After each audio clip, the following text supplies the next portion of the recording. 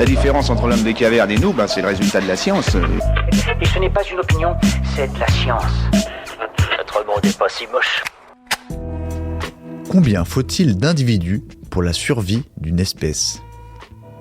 Généralement, on définit cette population selon le nombre d'individus permettant à l'espèce de survivre avec une probabilité de 90 à 95% entre 100 et 1000 ans en fonction des modèles de calcul.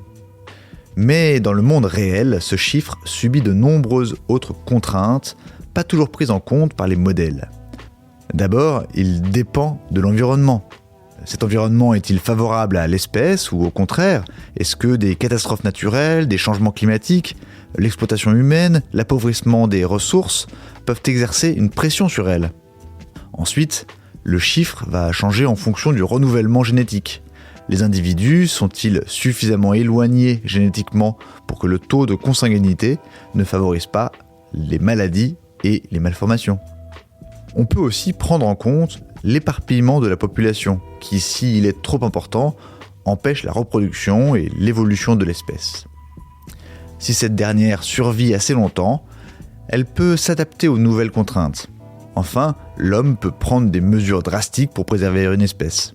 Quoi qu'il en soit, on sait désormais qu'une population de 10 individus n'est pas viable et s'éteint très rapidement, que 100 reste trop limité génétiquement et que la moindre variation environnementale risque de décimer cette population. 1000 individus sont souvent suffisants pour maintenir une espèce, à condition que la majorité se reproduise.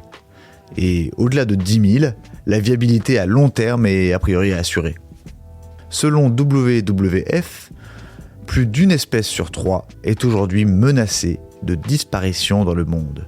Mais il ne faut pas forcément perdre espoir pour les plus petites populations. À la fin du 19e siècle, chassés, les lions de mer de Guadeloupe, au Mexique, étaient réduits à une colonie de 20 à 100 individus. Après la mise en place d'une réserve naturelle autour de leur île, on en compte aujourd'hui plus de 100 000. Voilà. Il ne reste plus qu'à vous remercier de votre attention. Au revoir.